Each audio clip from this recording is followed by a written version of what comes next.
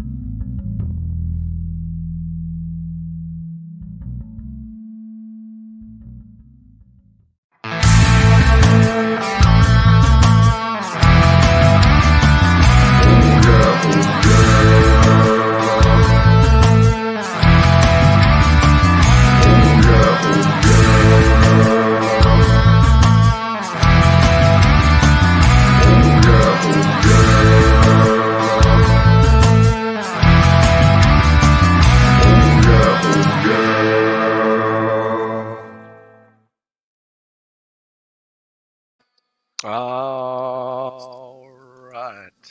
Welcome, everyone. Episode 10, Therapy of the Absurd. Hi. Yeah.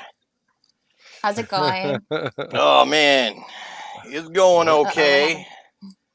For those of you wondering, Dana's gonna just be a little bit late today. So, Hi, Lauren. how's it going? Hey. So, who's got a weird week today, or a fun week, or an odd week, or a goofy week, or a... Or a upset stomach week, Uh-oh. you know? What's going on? What kind of traffic jam you got? Literally. Yeah. Oh.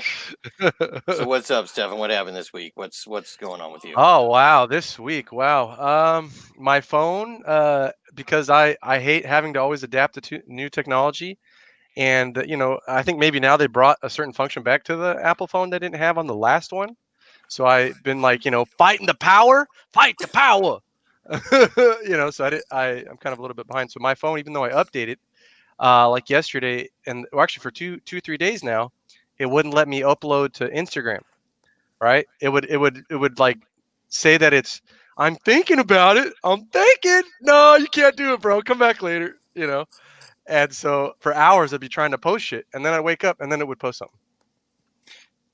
I just found that social media is this thing where there's no instructions. You use it, you go, this thing's fucking up, and then no, it's just your first time. You don't know that it's not working yet, or that it's working yet. Like when you do Facebook Live videos, and then it shows it on your news feed, and you're like, oh, let me play it back. Why the hell did it start in the middle? What's going on? And that's your first couple times. So you redo it, and then you just find out, oh, it was still uploading. Why did you let me play it, you silly? Oh yeah, and then it was doing that with the with Twitch too. Not Twitch, sorry, Twitter. A couple of other sites, and because I thought it was only like Facebook and Instagram, I thought the other ones would be fine. And oh no, dude, I reset my phone several times. So yeah, I'm gonna have to end up looking into that, unfortunately, because excuse me, I want to promote. I'm trying to promote. I'm not trying to have my phone be like, nah, dog, nah, not today, bro, not today, nah. Because a lot of those you can look at them on the computer, but they don't let you really do shit. I can upload a video, right? But it won't let me make a post. I gotta do that shit on my phone. What the fuck But is you that know shit? what? Technology fails are the greatest. Come on, especially when your grandma is on Facebook and she doesn't really know how to use Facebook, and she'll write down "Cómo se usa el Facebook." Like, your Yeah. Yeah. grandparents will just be like, I took the dog to a walk and I'm in the toilet, and like they'll it's like a diary for some people. I love Facebook fails. Like I want them to keep them around forever. I don't care. Well, that's very important that there's Facebook fails. It just makes you feel like, oh, I'm a noob at something. Yay, again.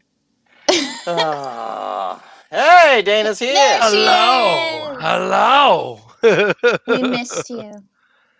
We missed you. You were gone forever. You're the one we're looking for. Yep. Come back. So, I feel like I'm grabbing something. This just comes off as wrong. I'm sorry. so You're check it milking out. The cat. I'm gonna brag a little right now. I just did my first comedy club audition for Flappers Burbank, and I'm in. Yay! I'm gonna be doing a show. So anybody out there, you see my my Facebook, tag, go find me and message me if you want. Message me with your email, and I'll send you like the link. Because here's the thing, Flappers, let us know.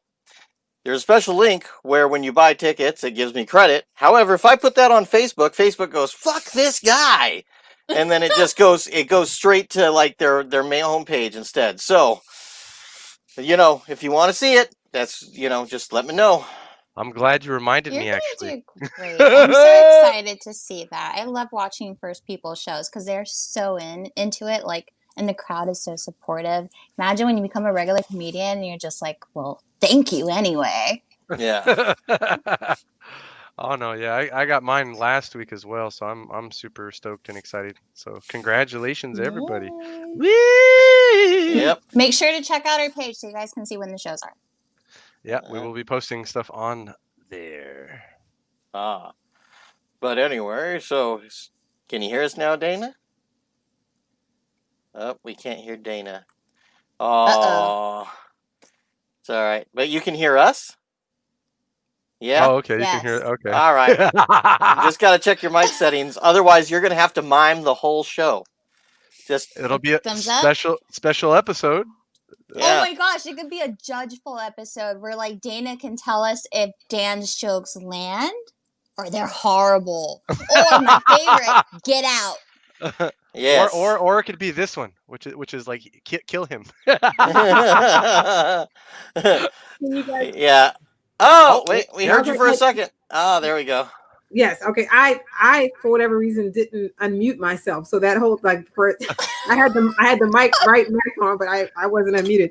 Now I'm just trying to get the headphones piped in, so I still but I can hear. Don't misunderstand. And that's what happened with Dana this week, everybody. Oh, wait, no, sorry. No, she just connected.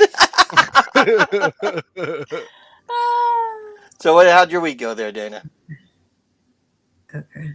I don't know what it's doing. It's See, technical difficulties. and it's just Thursday. I've just picked too many of just, oh my gosh, just too many things. Still a great week. Was on a mic with Stephen Bowman last night.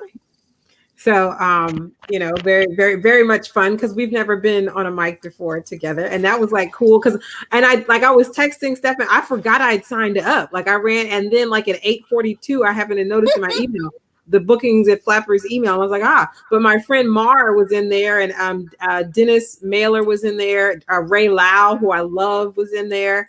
And then made friends. It was just I feel like the homies were in there, and I was excited, and Stefan, but like Mar is my homie for sure. Definitely I love Ray Lau. Like I don't know what it is about Ray. He always says I'm Korean. He's not even Korean, but he's like, I don't like K-pop. Like that's usually his opening when he and everybody knows I have a little K-pop black card piece that I do. So it always cracks me up when he leads out with the I'm Asian, but I don't like K-pop. Man, I didn't know it was a stereotype to, if you're Asian that you love K-pop, but that's... Oh, no, I can't stand it, man. It's like when they think that all Hispanics like salsa. I hate salsa. But to me, Morrissey is a different issue, right? No, I'm not Mexican. I think a lot of Mexicans do, but I don't, and I'm not. So there you go. I'm here. I am being prejudiced. Oh no, that's I got judged when I was in Paramount High School for not liking Morrissey. You don't like Morrissey, bro? Oh. How do you have your feels, man? Oh yeah. No, it was, people really dug into you if you didn't like more. There were certain bands, man, you just got hardcore judged. Like you were just like less than trash if you didn't like certain bands. I remember that. Oh, I'm the one that always got I used to hang out with, the metalheads and the goths. And then it would come out, so, hey, we want to listen to some Cure. I go, no. What? You don't like the Cure? I'm like, it just doesn't do anything for me. Are you kidding? And then suddenly they would stab me in a corner. And so I keep having guys, because I love TikToks, okay? I send everybody TikToks. Like, that's my new meme, okay? But I keep having guys that are trying to go on dates send me TikToks with like Spanish, like ranchero. I don't know what is it. It's like Spanish country music. Okay, you mean the bum bum bum bum bum bum? Yeah, like with the hats and those really weird boots. I'm like, it's cute that you think I'll like it, but I don't. Because I'm like not Mexican. Like I did not grow up with this music. So I think now I'm actually starting to like one of the songs that they keep sending me. It's like La Puerta Negra. And it's an old song. Never had heard of it, okay? Again, to me, I don't like country music. I have nothing against people that like country music. I don't like country music. But that's like the Spanish country music. And I'm like, all right. Banda? For the white guys out there, that means the black door. Mariachi? I like mariachi, but it's banda that I don't like, or rancheras in a way. But I mean, I could go for some Vicente Fernandez. I call it, dude is dope, okay? I call it, it's like, what is it? Mexican polka. Yeah, because it reminds me of German polka music. Am I even saying that right? Is it polka, Dan? Polka? Yeah, well, it's polka, but it doesn't sound like as angry as Rain. Sorry. I gotta push that guy. Push that guy down. Push that guy back down. You working out a little anger there? Working out a little anger? Hold it down.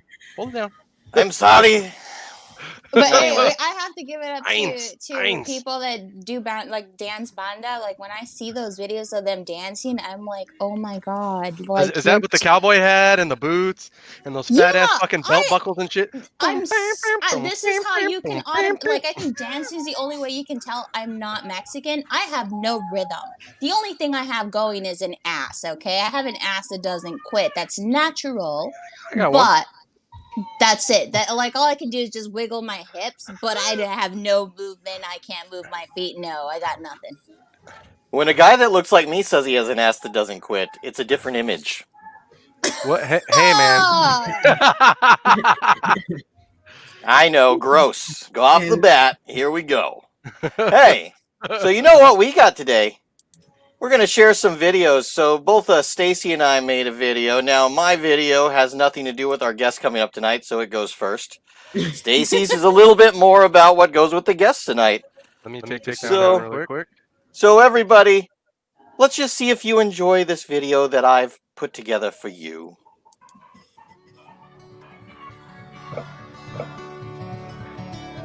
Hello.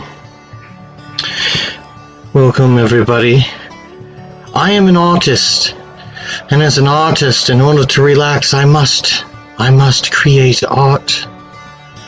One of my favorite ways of creating art is coloring. Coloring is the masterpiece of the arts. So we're going to do some coloring to help us through these stressful times and forget the real world. You know, I think this dog shows a lot of intelligence, like a CEO or a politician. And so I think I have to draw him intelligently. I think I will add things to him that show how he can use his intelligence. You know, in Ireland, during the potato famine, some people would resort to eating crayons. And they would do this because they believed that if you ate enough crayons, you could shit a rainbow that would take you to gold so you could buy food. I thought the puppy seemed rather intelligent, and I thought the best way to bring out his essence was to make him a lawyer. A lawyer saying that this indigenous land is now property of Nestle. Cute little tie. Such a cute tie. And now, I've found a cute little dinosaur. Dinosaurs are very powerful and like to stomp around. What would be the essence of something powerful that would like to stomp around? You know, the dinosaurs would not have gone extinct had they had access to Uber Eats. The dinosaurs were powerful and stomped around. And so I've decided to draw this dinosaur as a powerful police dinosaur stomping on a less powerful dinosaur. You know the blue ones. They hate the green ones. The next animal that I would like to color is a beautiful little pig. I've noticed something about this beautiful little pig. I've noticed that his lines are very, very sketchy, very nervous looking. And that helps me bring out the inner essence of this pig. I've made this pig a reddish hue. I believe that pigs are sometimes red, so that our ancestors would know exactly which animals would give bacon. The pig looked like it had sketchiness to it. That's why I've decided to make it a crackhead pig, with a little bit of a crackhead shit trail, and dark eyes, and a sign that the pig has cleverly made that says, "We'll suck dick for crack." Isn't it beautiful? For my final piece of the night, I bring you this mouse, who seems like he's new to the city, trying to get his acting career going. Let's see what essence comes out of him. I know some people won't like this, but I think an artist has to do whatever the fuck he wants with his material. Get away, crimes. And as I've said, the mouse seemed to me like he was new in town, needed a job as a struggling actor. And so I drew him as a mouse, stuck in the glory hole, getting squeaked away from behind from someone saying, "Shut up, I'm trying to finish." And the mouse is just trying to think to itself, well, $20 is $20. Thank you for watching me color so that we may forget the horrors of this world through art together.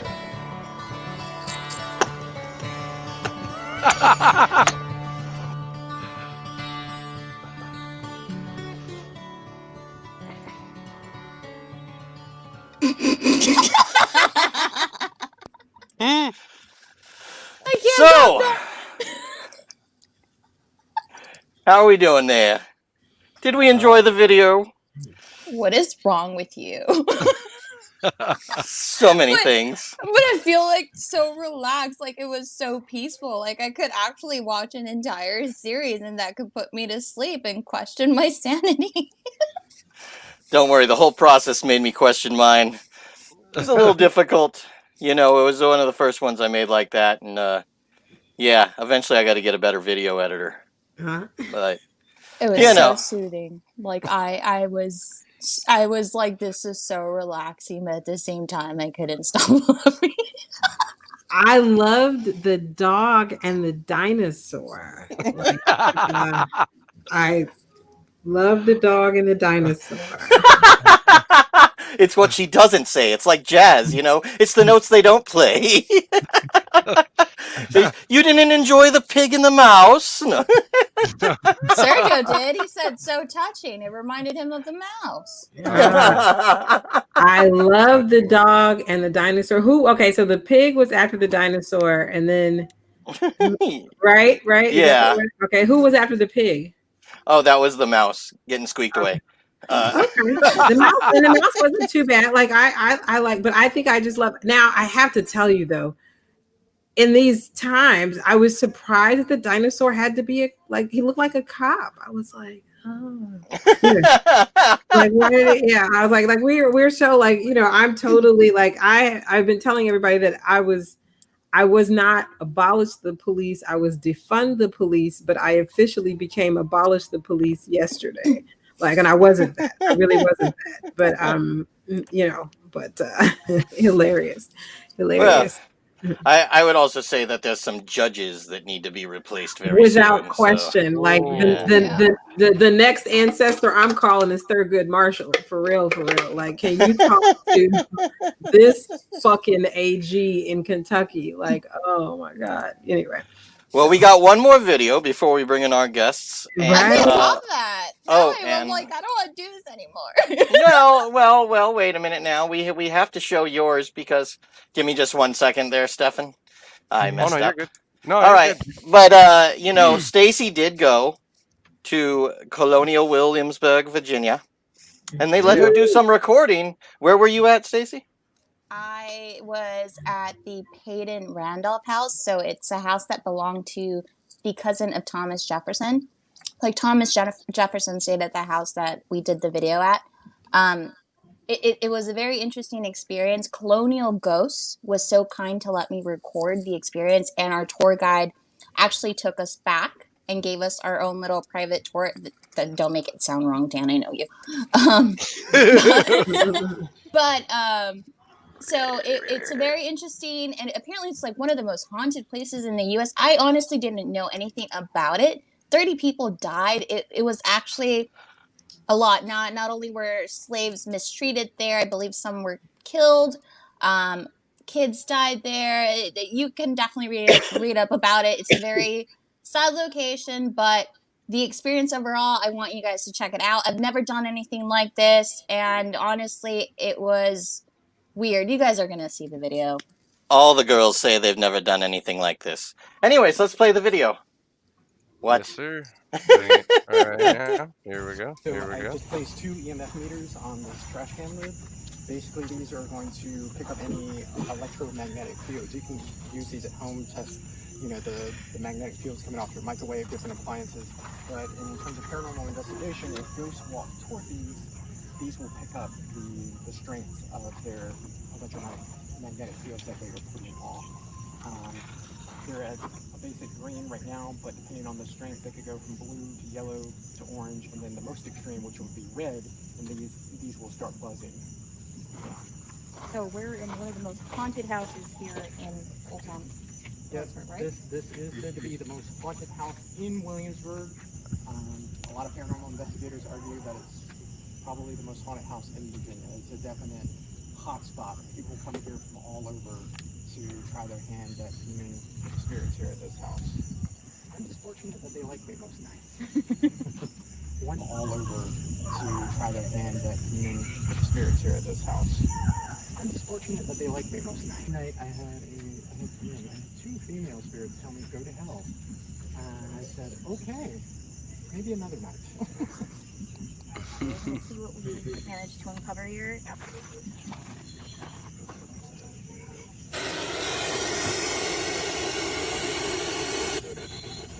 All right, so the spirit box is on. Hi, this is scanning radio frequencies in the area. And if ghosts are here, it will create white noise that they will be able to speak to us through. I feel something. They're talking to us. Like I feel Look like at the I readers. got a weird sensation, like something is really here. Like I feel weird. So it is Wednesday, September 2nd, 2020. It is 11:39 p.m. I am at the Peyton Randolph house. Friends, I know you told me that you were tired, but I've come back. Are you willing to talk to me?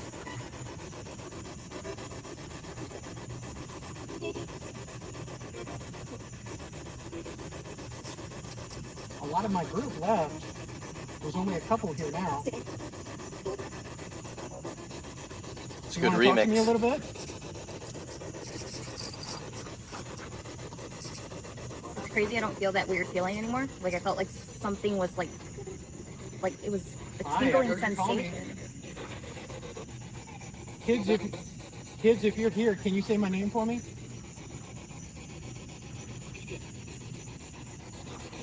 I just want to know that you're definitely here.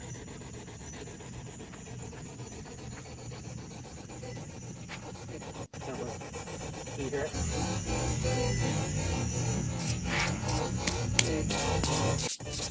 Very nice. Yeah. You guys want to play? How's your night going?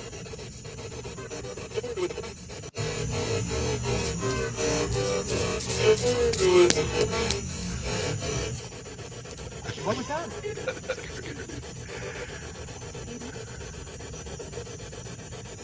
Kids, I'd like to know why you're here.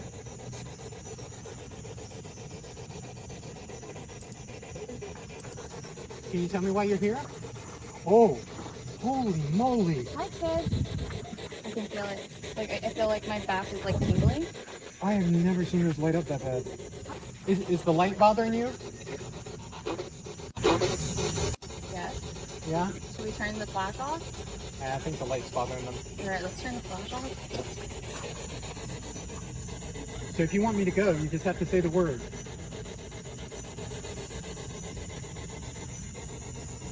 I'd like to talk to my spirit kids, though. I want to learn your name. Your name. Like I'm trying to know you.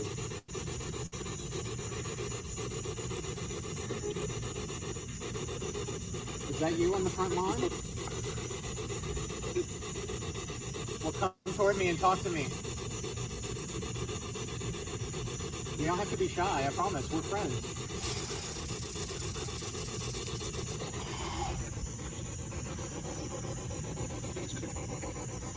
You want me to come inside? Ooh,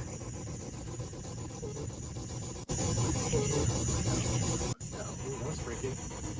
There's like a little kid trying to talk. I heard please. Please. I would come inside, but I'm not allowed at night, only during the day. Oh hell no. I could come back tomorrow. Yeah, after work. I could come back tomorrow. Yeah, after work. Would that be okay? Well, I'll swing by after work tomorrow and we can talk. Does that sound good? Yeah. Okay, you told me I could come by after work, so who do I ask for when I come by? Ask for you? Well, I mean yeah, John? Is that what you said? What's my name?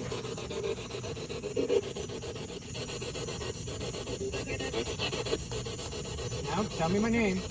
You know it.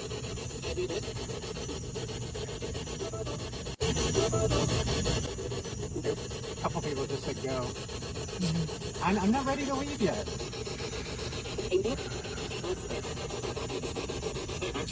I'm trying to get some answers. I want someone to tell me their name and then I will go. Lynn? Say Lynn? Is that One of your names? no? It's my friend that died. Almost a year ago. Yikesy in a way.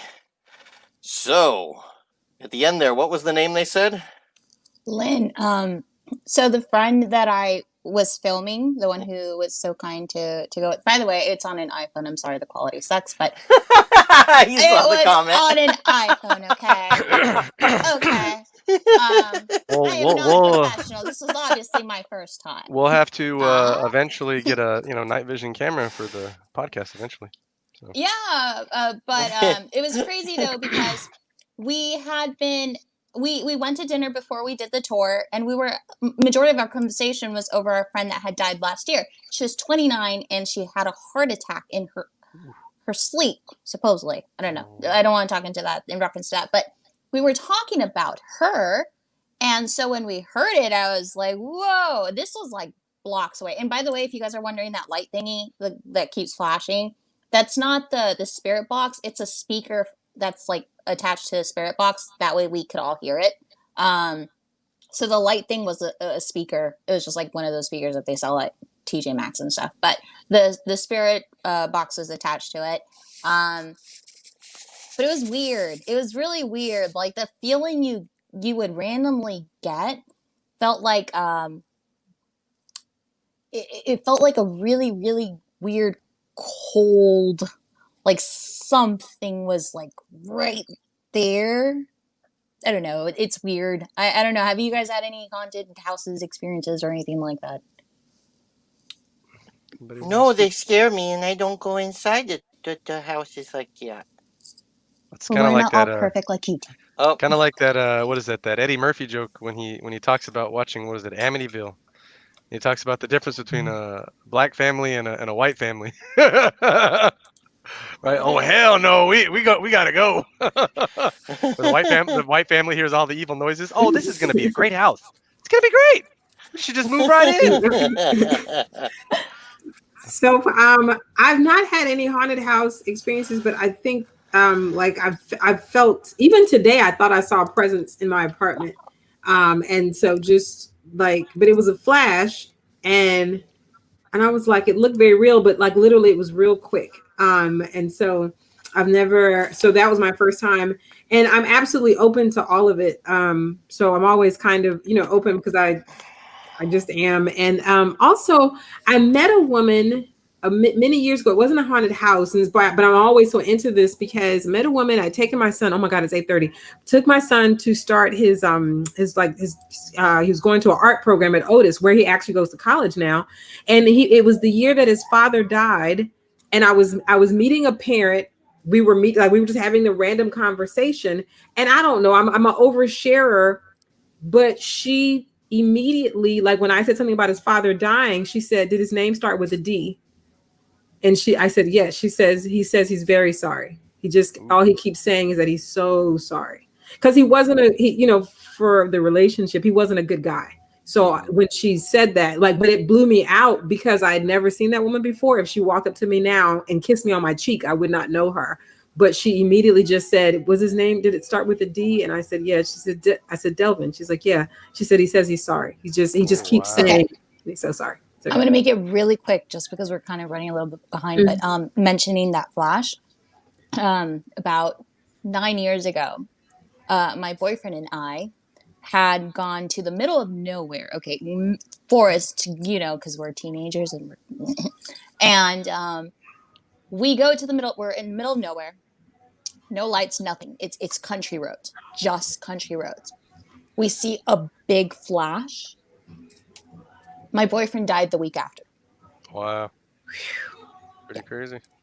wow. I've never had anything like that before. Again, the only thing is we were in the middle of nowhere, country roads, no lights, nothing. There wasn't street lights, nothing. Wow. So, Bizarre. and just hopefully nothing happens. But yeah, that was the only experience I've ever had like that, and that's where I always think about that. He died the following week, and I'm like, oh my god, Yeah. Live your best life. You never know when it's your time. Live your best life.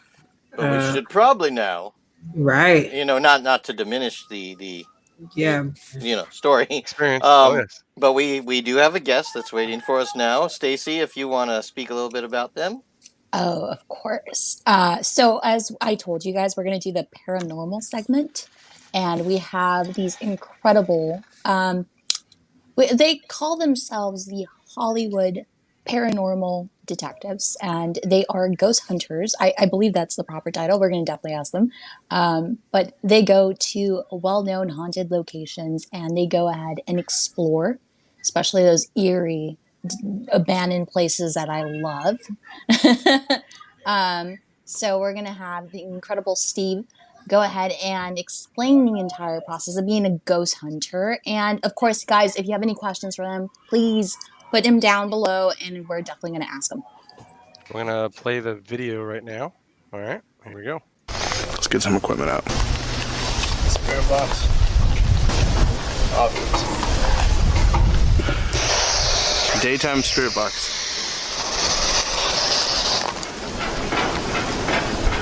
Thought I heard something.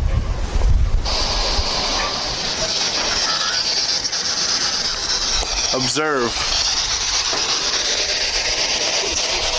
Please leave. Steven. Who's here with me? Highway. Sorry, dude. There we go. Stephen Atkin. Hello. Yeah. Hello. Welcome. Thanks for having me. Thank you so much for being here with us. What is the proper title? Are you officially a ghost hunter? Is that what you guys call? Like, what is your title? I like paranormal investigator because if I'm a ghost hunter, it means I can't look for Bigfoot. And if I'm an urbex means I can't look for ghosts. So I think paranormal investigator means I can look for anything unexplained. I can hunt for gnomes, werewolves, vampires, lake monsters, and ghosts. So all things paranormal is my business, and business is good. What caught your interest in doing this? Right.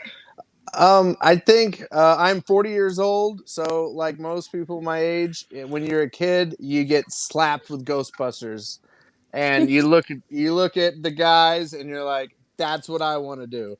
And then around your teens, you're like, "I can't do that." And in your teens, everyone that's a kid, they start exploring. What is now urbex was just growing up. I'm from Alabama, so Sloss Furnace was a place that I grew up next to. Sloss Furnace is one of the most haunted places in the entire world. And if you're from Alabama and Birmingham, you know where the hole in the fence is in Sloss Furnace, and you know how to explore Sloss Furnace anytime you want. So what got me into it was exploring these places as a teen and getting scared.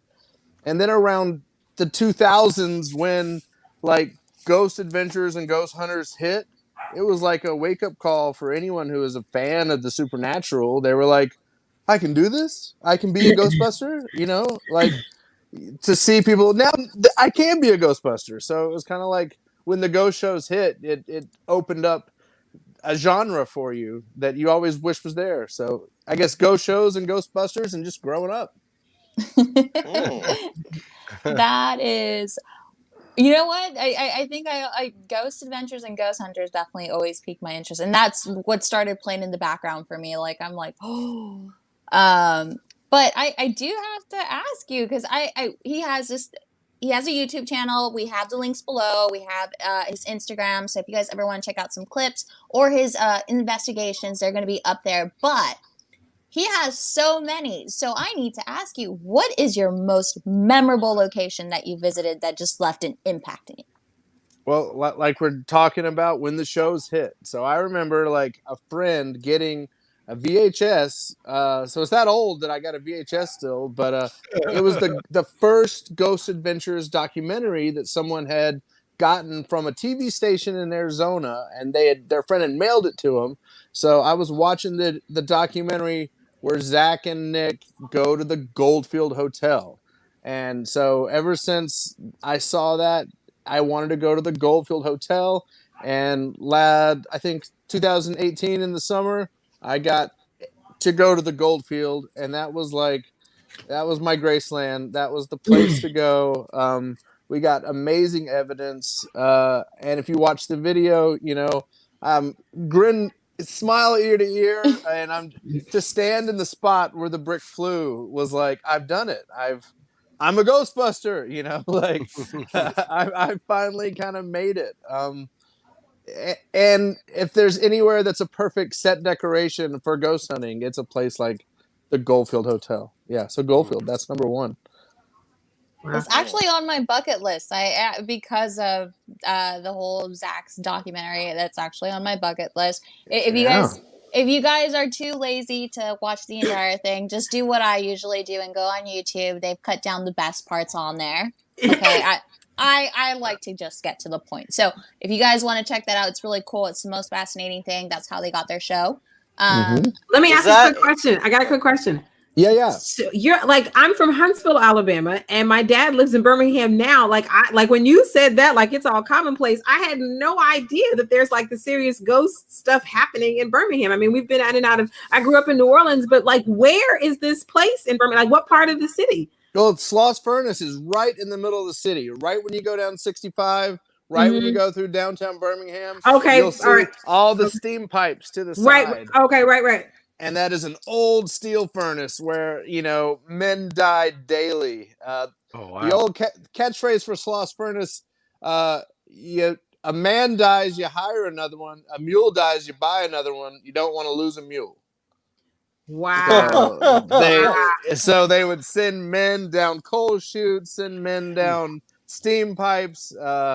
Men were expendable. But it was, there's a very evil steam warden named Slag is his ghost name, and I swear I've been nose to nose with Slag. I couldn't see him, but I felt it right there. Like you were saying in the video you just played, that you get that feeling. You definitely know when they're there, and you know when they're not. But Sloss Furnace, there is not a big ghost hunting community in Birmingham. Well, it's not. I haven't lived there in like 12 years, but I'm in Hollywood, like my namesake, Hollywood Paranormal Detectives. But there's not a big ghost hunting community there. But that spot brings ghost hunters from around the country. Really? But that's like still amazing. Like, I mean, I still go to Birmingham at Christmas time, and then we travel throughout Alabama. But anyway, wow. Okay. And I mean, there's got to be some experiences there because of all the plenty of dead dreams in Hollywood too. So they're everywhere. They're all mine are down here on the ground. Mine are everywhere. My dreams are gone. One of our viewers, Sergio, is actually asking, "What are your earliest paranormal experiences?" Okay, this one is pretty wild. I was a kid, my first paranormal experience, and I would say my greatest paranormal experience. And I always think about this, and I always kind of like make sure I sit down and think about it even before I go in locations, because it makes me realize how real it can seem. I I was little enough that I would crawl into my parents' bedroom. That's how little I was. But I'm old enough to know, I remember that I crawled in my parents' bedroom. And I would crawl up on my mom's side of the bed, facing the edge. And I couldn't sleep a lot. I'd get scared of the dark. And my mom had a couch right next to the bed. And I would lay there and look at the couch. And if I got too scared, her clothes or laundry on the bed would start to like dance up off the couch. And like the shirt and the pants would line up and it would dance. And I remember it happening so often that I would lay there going, I know I'm awake. And I would like look around and like, I'm awake. I'm awake. Even though I'm a kid. And it happened so much that I would even lay down and ask it to dance. And then I don't remember, but once I started sleeping in my room by myself, got older, it never happened again. But more and more I think about it, more and more they become real. Like, yeah, I remember watching those clothes dance. So, like, just so real. That's and I've never. crazy. Were you Okay. ever Yeah. looking for a glimmer of hope by asking your mom the next day, like, Mom, do you use starch a lot? They're so stiff. You know what? I had this. Oh my gosh! The craziest thing is I had the same experience as a kid. So this is the only reason I really became fascinated with this stuff. A little early on, I would go to my parents' bed to sleep because the house that I grew up in, it was bad where things were just being thrown or they were randomly falling. We would have guests over and then they would stay in my room and then they would be like, I can't stay there. Like it was pretty bad.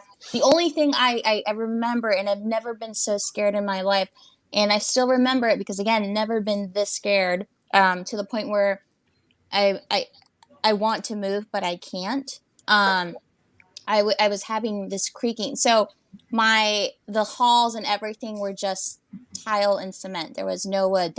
My family had removed the wooden floorboards from the living room and the hallways. However, the room stayed as wooden floorboards, and the creaking, like somebody was approaching my bed sometime at night. And then I felt this random pressure on the end of the bed, and then I felt this breeze of cold air, and I froze. I froze so bad. I remember wanting to scream, and I couldn't. And then I finally, after a couple minutes, I rushed to my dad's room, and I'm like, "Can I sleep here?"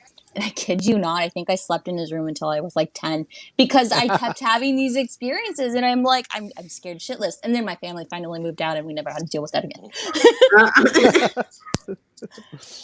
Awesome. We did have another question from someone in the comments that I do want to address. It's from Anthony. What's the craziest thing that's happened while exploring the supernatural? The craziest thing is catching my own voice on a spirit box. So I was at the Foster Bowl with a friend of mine named Frank, and we were investigating, looking for the ghost of the Charman, which is all these episodes are on our YouTube channel, so you can watch. We haven't returned to Foster Bowl, which is it'll be the pinnacle of these three things. So I'm investigating with my friend Frank, and I'm holding the spirit box, and he goes, and he's a 6'6" Santa Claus man. He's a giant man. So nothing should scare this human. And I'm holding the spirit box, and I go, ask it a question, Frank, and he goes, "Are you watching us now, Charman?" And the spirit box goes, "You got it." And I go, "Frank, it said you got it." And my giant man just runs full speed in the dark downstairs, and it's just terrifying. Cut a year to the Goldfield Hotel. My teammate Brian is holding the spirit box, and he goes, as I said to my friend Frank, "Watch the stairs, Frank." So I'm walking backwards. I'm filming Brian. Brian says, "Watch the stairs, Steve." And through the spirit box, he goes, "You got it." But it says it in my voice, almost like it took my voice from the Foster Bowl, and it said, "You got it." And we all were like, what did you just hear? And he's like, I heard you got it. And I'm like, I heard my voice because I edit the show. I edit the show and I play things in loop and I put everything together. So every EVP or thing I've gotten, I've listened to 20 times to edit it just right.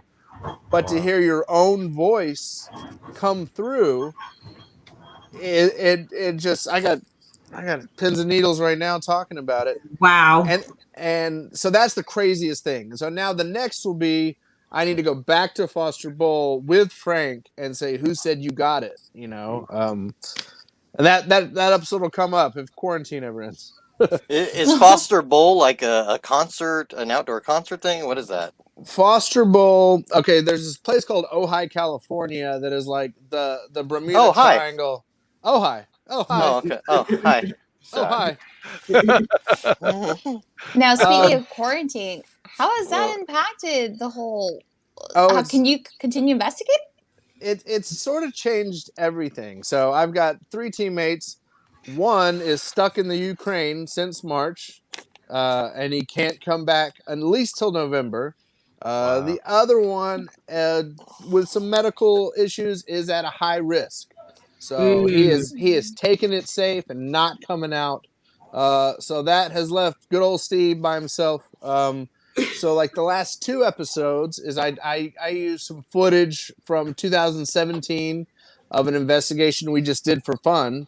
Usually when I do an investigation, I film all this B-roll, and if you've watched my shows, I do this like kind of pro wrestling promo entry where I talk about the location kind of intensely. And I didn't do any of that. So what I did is I went by myself back to the Camarillo State Hospital, which is the place we went in 2017, and I filmed all my B-roll by myself. And the school is empty because of COVID.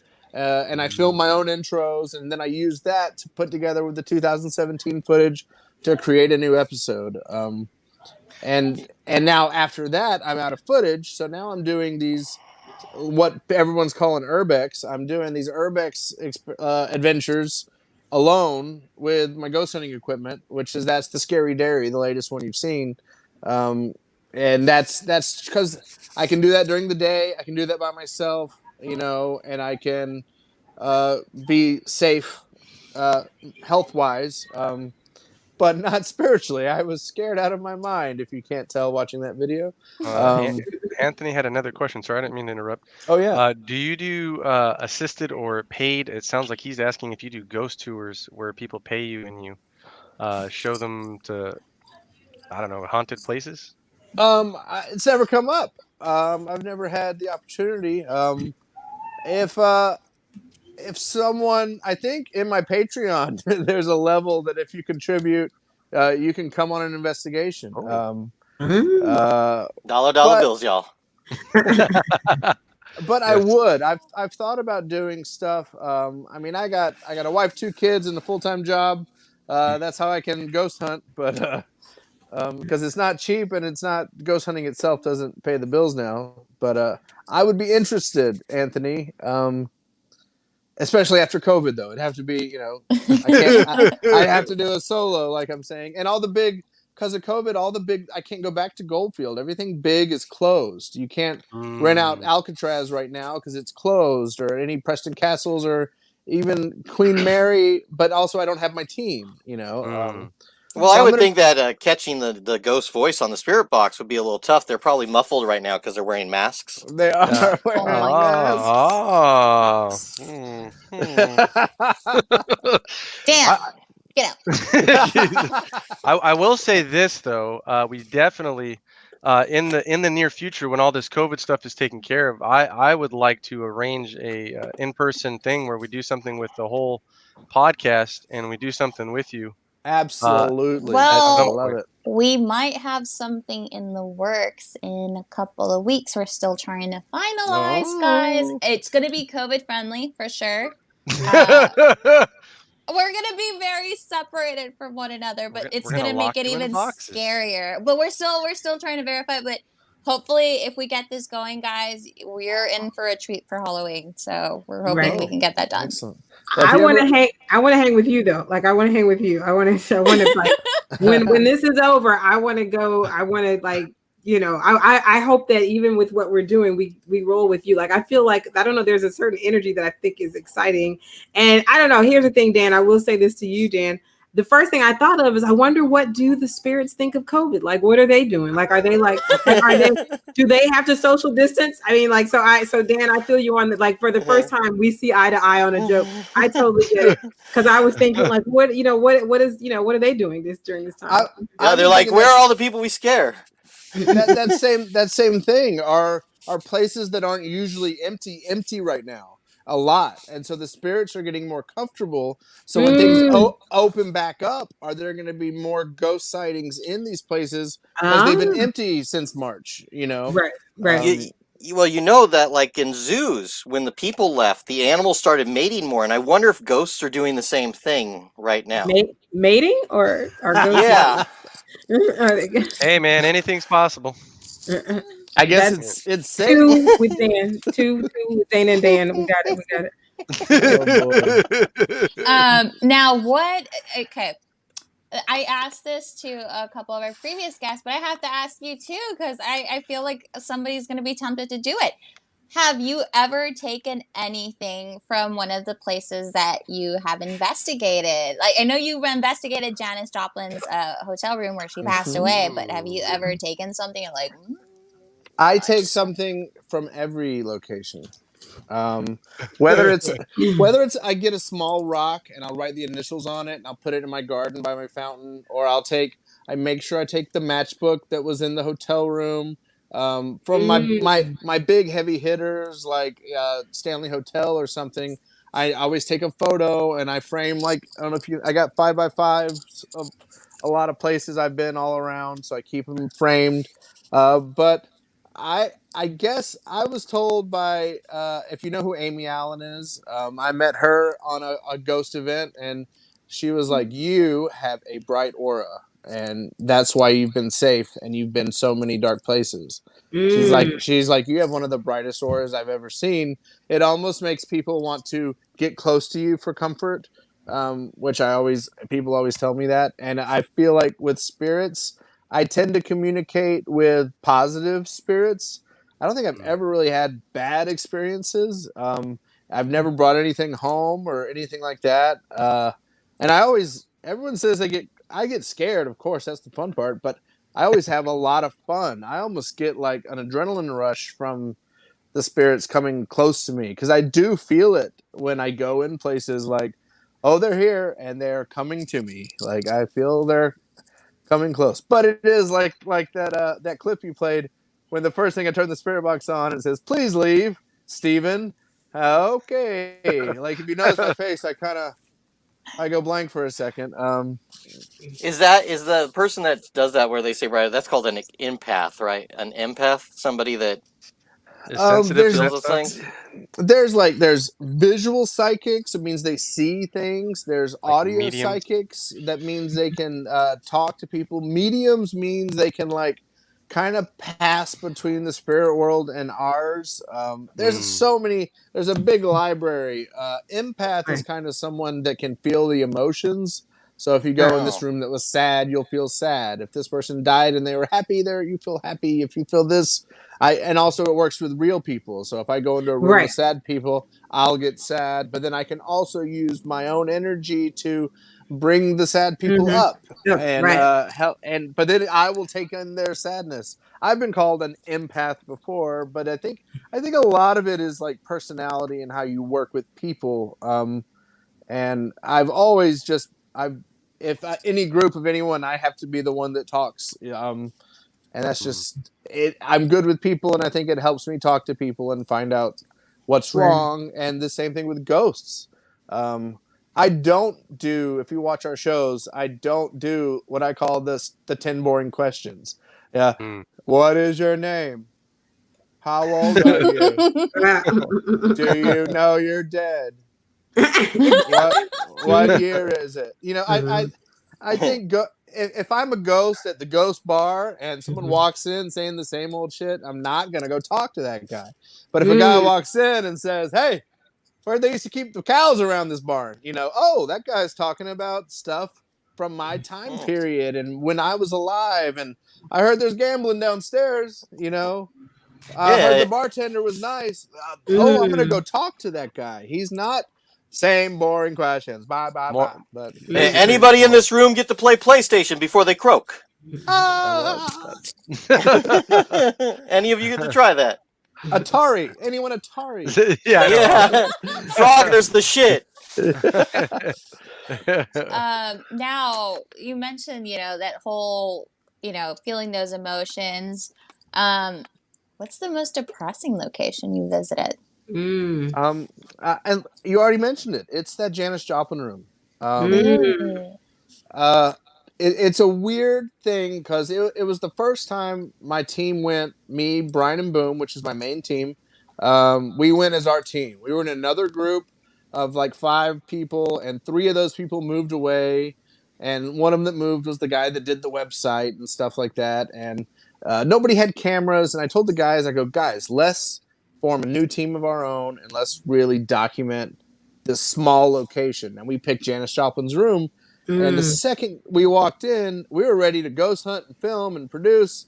And it was just, we all kind of felt down. Does anyone in here need heroin right now? Oh no! Well, it's one of our worst edited episodes. I can cut it down to 20 minutes now. But we dressed one of our teammates as an old hippie, and and he tried to talk because we're not doing the same boring questions. We dressed him as an old hippie. We played some of her music. And I don't know if it's if you go to the Janis Joplin room, there's a big closet. There's a closet where they've allowed fans to write notes to her. There's these beautiful pictures drawn of her. And then they put plexiglass over it. So you open this closet, and it's this huge graffiti wall of love to Janis Joplin. And then just like, am I feeling the sadness from the people that left their imprints on these walls? Or am I feeling Janis's sadness from looking at the love people had from her that she didn't know about? But it's not a bad sadness, but you definitely feel that there's a loss in that room. My friend Boom even goes, "Oh, this is the room of sadness." He kept calling it all night. Oh, that's how I felt with that museum. The museum of I don't think it's the Museum of Death. The one that unfortunately just closed recently, where they had Jane Mansfield's car. Oh yeah. There was a museum that had all those artifacts where celebrities had died. Like he had rocks from Paul Walker's crash. He had prescriptions from Prince the day he died. I don't know how. Apparently he collects them and he put them in his own museum. But as soon as I walked in there, I felt not only really nauseous, I felt really depressed, like almost suicidal. Like you feel these emotions when you go in there. Now, is it because we instinctively know they're dark, or is there something else? I don't know. Do you personally feel like it's already like a built-in instinct, or do you think it's their way of trying to communicate, or some type of bad juju that's been left onto them? Well, the thing about it is you don't know who you're communicating with. Just like everyone in the room, you could have a good person, you could have a bad person. You could get a feeling from a spirit next to Steve McQueen's car, but it's not Steve McQueen. Or the items in that room could make the spirits in that location feel depressed, or you yourself could have some empathetic powers you don't know about, and you could be getting their sadness, and it could be bringing you down, and you may not be like trained on how to use it, how to get ready for it. You almost have to be able to have 2 different meters in your mind and know which ones are your feelings and which ones aren't, so you don't get confused. I've had teammates in old teams that they're normal. We go to like the Whaley house, we get home, and they call me and go, "Hey, I've never been I don't want to talk to detail. I've never been contemplating things I'm contemplating now. But now I am, and it's from the Whaley house." And you talk them through it, and it's not necessarily from those locations that make you sad. It could be anything. I went to one of those body exhibits where the bodies that are all cut up. Like lunch meat. Yeah, like exactly. Pretty much. And at the end, there's a buffet. But the bodies are all cut up, and it's showing like these skinned bodies or skeletons playing sports and stuff like that. I got halfway. What? It's like a science exhibit It's almost, and I body went. Yeah, work, I've heard of body it. works, or Yeah, something like and, that. Yeah, and yeah, I've it's been like there. bodies without their skins, or it's like full just nervous systems. Right, right. But I right in the middle of the bodyworks place, I like bam, I got hit, and I was like, I have to leave. I'm gonna pass out. I'm gonna throw up. Like, So many it's- bad memories of Chinese prisons. exactly. And I spent so long in there. I had Oh, to my change my name and move. Wait, just kidding. Yeah. Anybody doesn't get that joke? Go look at some articles about where they got a lot of those bodies. Oh, you don't want to know. Oh yeah, I've been to the Wow. Body Works museum. Is it Body Works Museum? I think. It's just the there's body a few exhibit. different ones. Yeah. Yeah. Yeah, an it's exhibit. it's really it's amazing. If you've never been there, or never seen it, it's really amazing. But be warned, there are people. Right, right. Only in America, right? Only in America do we make an exhibit out of people who have out of people's people. Like that's I mean, come on, we got a breakup museum or exhibit once, remember? Like they basically everybody wrote their breakup notes and then they just sent it to a museum and apparently people paid for that. Like I never saw never that. I would say never heard tell as such. That's what my grandmother would say. Never heard tell as such. No. welcome to LA. They make museums out of everything. Everything. Even ice creams. Right. But not to get off topic. What is the like bucket list location that you want to check out? What's the one location you're going to explore? You know, it's on that list. Well, until it was Goldfield until I hit the Goldfield, but now I've got 3, maybe 4 that I always say that are impossible. So one, if I ever save the world from a meteorite, I'm going to ask to investigate the White House. So that'll be my payment. I'll save the world. Let me investigate the White House. The White House is one of the oldest buildings in the country, and it's like people see Lincoln, people see Washington, people see so many spirits there. People claim to have conversations with Lincoln in the Lincoln bedroom. So the White House is one. 2, gotta go to Graceland, gotta talk to Elvis, right? And it's closed off. They're not letting anyone do that. So everyone follow, subscribe, all that. Get me some big money so I can pay to go to Graceland, talk to the king. And Disneyland.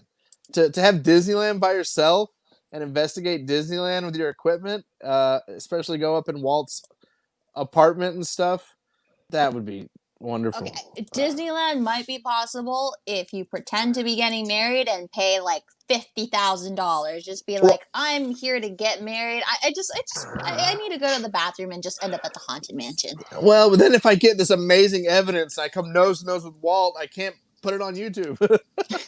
But they say that they've let people in that green room above the fire station, which was Walt's apartment, is where he supposedly is still seen, and his lamp will turn on. So if you're out there, Disney, if you can see me, let me in the green room for an hour. That's all I want. That's all I want, please. In the green room. Guys, if you had to investigate a location, what would you guys pick? Like you're asking? Yeah, I'm asking you guys. OJ's Bronco. Oh my Lord! Cars are boring. The murder site is pretty close to my town. I've thought about going there and see if I can get some answers. But that'd be a true crime / ghost hunt, I guess. But a true crime, but allegedly, the glove didn't fit. Yeah. Even though he had the receipt. And anyway, whatever. Lord. But that's another topic for another day. Hey, I'm trying to think in let me see. Oh my gosh, like somebody like I think Frederick Douglass's home is in Virginia. Like there's an abolitionist. Like for me, it's gonna it first will always be some type of Black history, just because that's who I am. But I would love to go to I think it's Frederick Douglass's home. There's somebody's home that's like in the Virginia Beach area that people go to. And when I was living in DC, I never went. So I would love to go like there just to kind of, get a sense of like, see if we could talk, see if we could chat a little bit. Yeah. Look up the location. Put in the location you want and then put haunted, and almost anywhere will come up with a little list of stories. Oh, wow. So put in that location you want to go to and then put haunted, and then put in that same town and put in paranormal team and find a group, and then just send them an email and you can have your dream location right there. Okay, I'm down to do that. I'm down to do that. Thanks. Now I know. What were we going to say, Dan? Oh, well, I was just saying it's about time to go to our next segment. We got to ask, Stephen, would you like to talk about the Emmys with us for a little bit? The Emmys? Sure. All right. Hey, but before we do that, everybody check it out. Steven's Twitter handle down here with his team. We got the Instagram handle down here. Look at the Facebook. Go check it all out. Remember, he's got a bunch of videos up. Just, you can see the adventures. He's on YouTube as well. Unfortunately, the main source is YouTube. YouTube is kind of the platform we really want, and that's where we put our full episodes and everything. So go to YouTube, and that's where we need the love. And TikTok. TikTok's like the new YouTube. It's really blowing up, and it's starting to pay people too. So we're trying to make this the job, and that's just for the fun, just for the love. And everyone, if you want us to somehow convince Steven to take us on an investigation, comment below, and then make it we're going to make it a mission to scare the shit out of Dan, or I will. Okay. Oh, so just we won't even below. have to try. To scare me? Yeah. Oh, to scare me?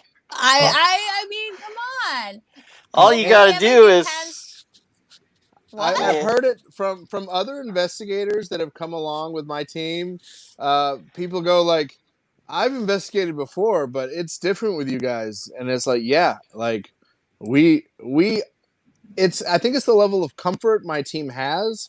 I have my aura that brings them in. I have my buddy Boom is my aggressive guy, and my buddy Brian is my tech guy. And we kind of hit everything, and investigating with us is very different.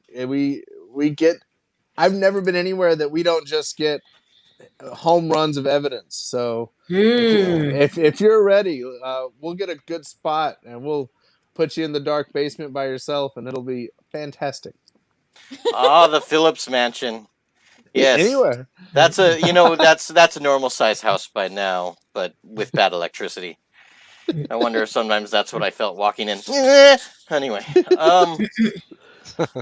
all right. Well, we do have, but thank you very much for being with us, and thanks for staying for the Emmys chat with us here. Yeah. Let's talk a little bit about what happened at the Emmys. Dana, I know you got some excitement here. What do you got?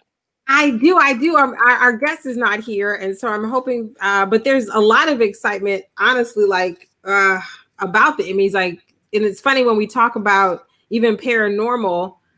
Speaking of that, just to kind of as a little tie-in, a couple of things. So, Watchmen on HBO, Regina King won lead actress in a limited series, and then Watchmen, the limited series, actually won best limited series. So honestly, when we talk about paranormal, I don't know if you could, but are you familiar, Stephen, with the Tulsa riots, the race riots that happened in Tulsa? I'm not. Okay, well, no worries. All right, so just as a little bit of something, just a little bit of history. So in Tulsa, in I want to say the 1920s, because of Jim Crow, black codes, and segregation hadn't quite happened, but segregation was naturally happening, and so black people were being kept out. So black communities in that area actually just built their own hospitals, movie theaters, had the thing, and had a super thriving, millionaires in the community, complete, and they just was okay, if you don't want us to integrate, fine, we'll be unto ourselves. And, basically, a little bit like the Emmett Till story, there was an accusation of a boy whistling at a white woman, and they burned that whole community to the fucking ground. Oh, Like, yeah. like burned it to the ground. The last survivor of that period just transitioned like a couple of years ago, like the last survivor. But of course, there are generations, and I would love, because there were so many. There were like, I won't say obviously, but for the time, we're talking about mass graves. We're talking about uninvestigated anything and everything. Like, you know, shit just got torched, and it was, you know, obviously tragic. And there was, as usual, no type of reparations, no type of repair, no type of, you know, accountability for wrongdoing, much like yesterday in Louisville, you know, no anything. And so the Watchmen limited series kind of opens with a scene from Tulsa, like kind of like, because people don't know, like, even if you've heard of,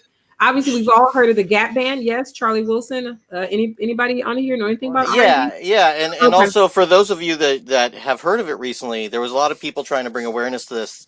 If you've heard Juneteenth, right? That was what was brought up recently in the news a lot. That's what this was about. So if you go look at right. So Juneteenth is like a couple of things. So yeah. Oh, I'm sorry. It is two things, right? It's okay. And just, but since you opened it up, we'll just say it really quick. So emancipation, January 1, freed the slaves, but in Texas, the word did not get there, and they were not very forthcoming that the slaves had been freed. And when finally the word got to Texas, it was June 19th, and that's how Juneteenth happened. But the Tulsa riots.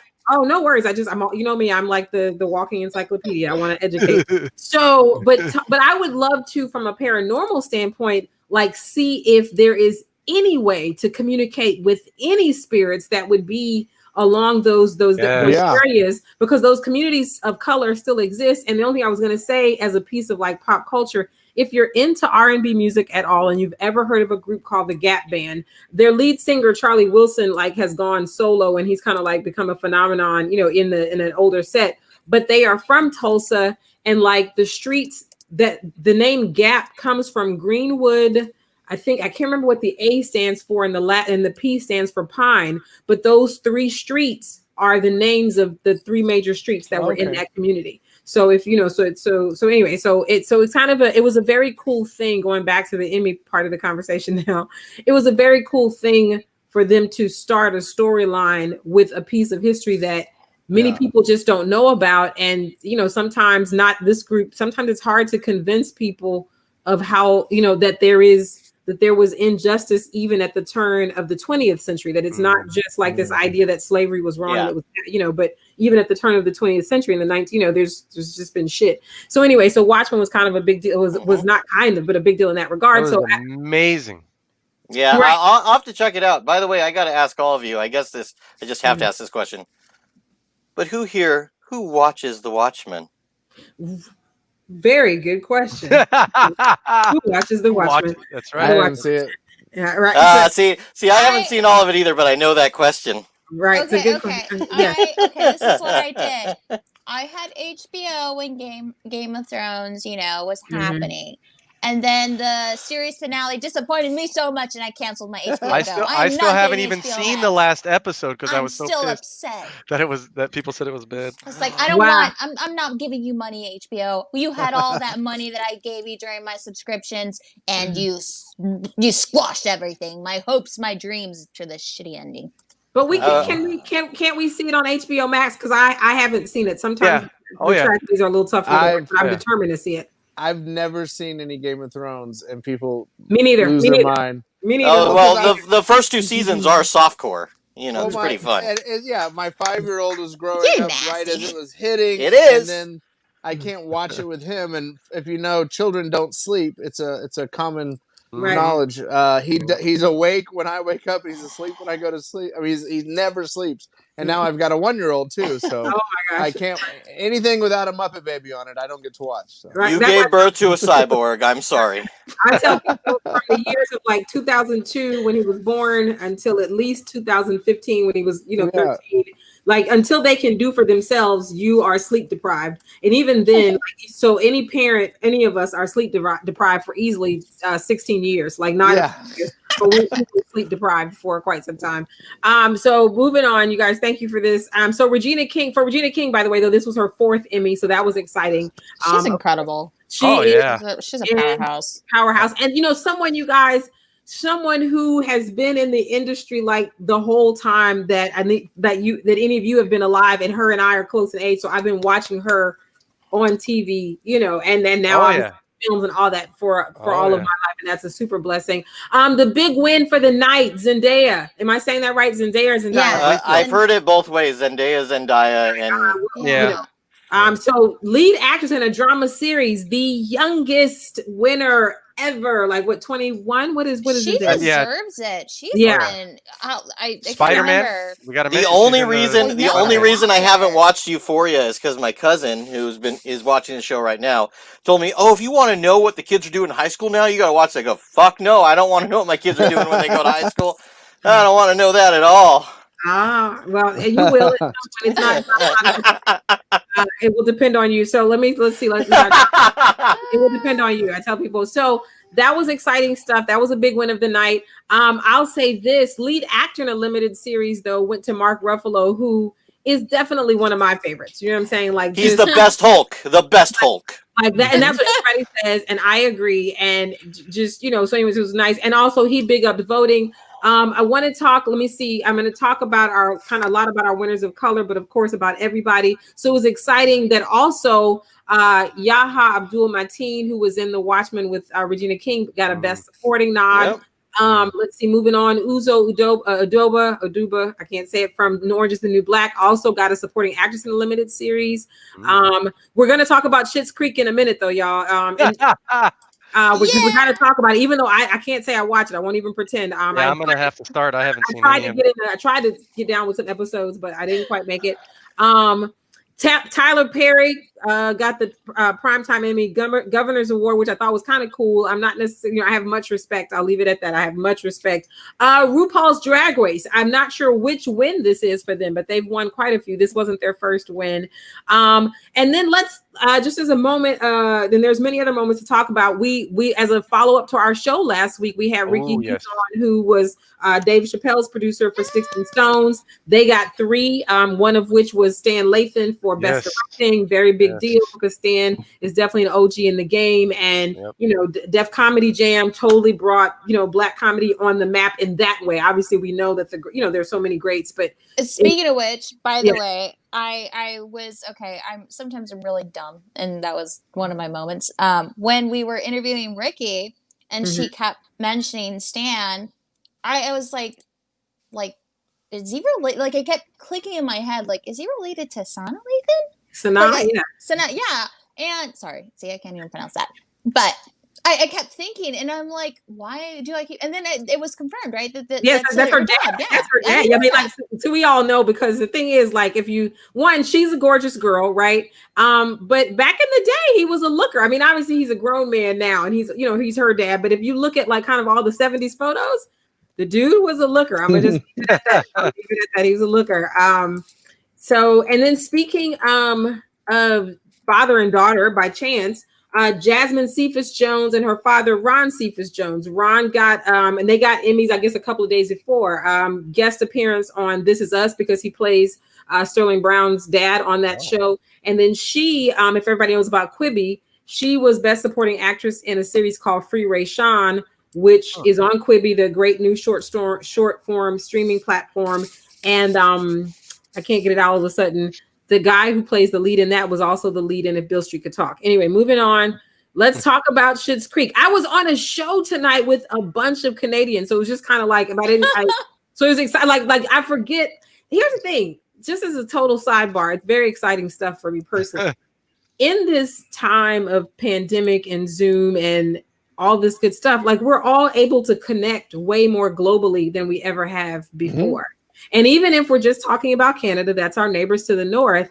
Like in the comedy world, we're all kind of mixing it up. And so Kelly Asia Zemeckis is someone who I've been on mics with, done, flappers with, whatever, but I forget that she's Canadian. And so she hosted a show, Quarantini Comedy. And like, I think I may have been one of the only Americans on the show. Everybody on there was, her native, Canadians. So now that brings us to the great Dan Levy, the great Eugene Levy, actually is what I really want to say. I have much respect for Dan, but for big ups for the dad, because I'm probably the only one on here with enough birthdays to know anything about SCTV and SCTV. I know what that is. Okay, so you know. Yeah. Okay, Of so course. so he was one of the, he was one of the actors, Jeez. one of the folks on there, and that's Oh, kind of yeah. where his career started. And here's the thing: I had no idea, even at the time of SCTV, that he was Canadian. Like I think, the arrogant American in me always assumes that if you're speaking And English, he worked with the late great John Candy. Armed and Yes, Dangerous. yes. Yeah, And Armed and SCTV is the I birthplace of love one of my Armed and favorites. Dangerous. Yeah, one of my favorite funny guys who was funnier aside from his persona, Super Dave Osborne, right? Yeah. Didn't he start on SCTV? I believe so. Here's don't the know. craziest part, though. Okay, I wasn't sure. Now I'm probably wrong twice in one goddamn episode. I'm hanging my head in shame. Here's the craziest part, though. I'm looking I that love up. Schitt's Creek. I love it. It's on replay. It's my background noise. Like Yeah. Bob's Burgers and Schitt's Creek are usually playing in the background. I could be doing something else, but they're playing in the background. But I'm currently writing a comedy pilot, and I was trying to look at several pilots for inspiration. Mhm. The original pilot for Schitt's Creek is actually online. You can't find the actual pilot, the one that aired, but the original one is on there. It's horrible. It's Wait, absolutely- Stacey, say that again. So is there a pilot for Schitt's Creek that we can see? Yes. So the one that we can see is the horrible one. The one that I could not believe Dan wrote. I'm sorry. If you guys pull it up, if you ever have a chance, I suggest you to, actually don't ruin, because it's going to ruin your perception of the show if you haven't seen it yet. Well, that's probably the show before it got hit with the Punch Up team. The Oh, Punch Up no, team definitely. takes It a good was- story and they make it hilarious. But you know what's Yep. incredible though is that, and I was trying to do my homework. I was trying to look at different pilots, but even the one that aired was actually, it received a lot of negative feedback. It did not do well. Critics did not like it, but it became such a powerhouse show. Like it's not going to start out great right away, but it can become. And I think this was like a full testament of, give us a second, watch what we can do, and bam. And Catherine O'Hara is, oh my God, she's incredible. Home Alone, man. The mom She's in a Home legend. Alone. She's a legend. Right. We were talking about that in I had an acting class this morning, and my teacher was talking about Catherine O'Hara. She said, Oh, she's amazing. I mean, anybody that's watched what's called Best in Show. Oh, yeah. Any of that stuff. I mean, that it's just. By the way, those movies. What is it? It's who's his last name's guest. Anyways, the director. Most of those, like Best in Show, like over half the script is just improv. It's them saying, "Here's your character, go do it." Which that downward facing dog scene in the very beginning. Mwah, mwah. Are you talking about? I'm talking about Best in Show, which Catherine O'Hara and Eugene Levy are both in. They've been in a lot of things together. Together, Yeah, it's. I haven't seen. Okay. It's very good. Very good dry comedy. Just nice. It's insane though, because it's also like an underdog type story that it has, because Annie Murphy, who plays Alexis, my favorite character on this show, she actually said that was her last audition. She was done. She was like, if I don't get this, I'm quitting acting and I'm going home. Oh, wow. Like she was done. She was like, I've been working all these jobs. I've been trying to stay afloat. She caught the show, and now she's in. Who doesn't know her? I really hope to see her out there. But the fact is, you can have a string of bad luck, and something can just happen at that very tip where you're questioning whether what you're doing is right or wrong. Like it's such a great underdog story. And again, my favorite character, like I can quote her so many times. Like I had multiple people be like, Stacey, I think this is you. I think that I really think this is you. And I'm like, do you think I'm that dumb? Yes. People told me I was Andy from Parks and Rec, so. Oh man, I mean, and now look at him. Look at what he's doing now. I do want to put something. What is he? Out there He's Star Lord. Yeah. I mean, no, not Star. Yeah, is that his name in Yeah. what's it called in oh gosh, Guardians Guardians of the Guardians Gallery? of the Galaxy. I need more beer. Sorry, everyone. And you know Star-Lord. who his fiance is, right? Unless they've already tied the knot. Arnold Schwarzenegger's daughter. That's Who's his a That's wife, kid and they right. movie. had a baby. You're Oh, right. They never had the mind. baby. So Yeah. that's why he got Have a fit. baby. Yeah. That's why he got fit. You can't marry my daughter until you lose the pounds. That's That's right. what happened to him. Got it. Well, Okay. I Wow. wanted to say really quick. Well, Eddie Murphy won Right. for his appearance on Host Saturday on Night Saturday Night Live. Live for For hosting That hosting her. was Saturday Night Live. great. Dude, Yes. I love seeing Mr. Robinson's Neighborhood again. It Oh, Holy was shit, I've been missing that. it was brilliant, and the way that what he did with it was really brilliant, oh yeah. and Hello, boys and girls. and just and this was just for the record, this was his first Emmy Yep. for Eddie Murphy. So we're very and that's and just as a sidebar, SNL has now won 83 Emmys, more than any other series in Wow. TV history. Yeah, That's that's history right there. That's just a little factoid. You know what's crazy? SNL is probably Game of Thrones for comedians. From what I've heard. Oh, but you do less sex scenes. Way less. Hey, Way It's less. just And then- totally insinuated. Right. Maida Maya Rudolph. So this was her second. So Yeah. she won Oh, outstanding. yeah.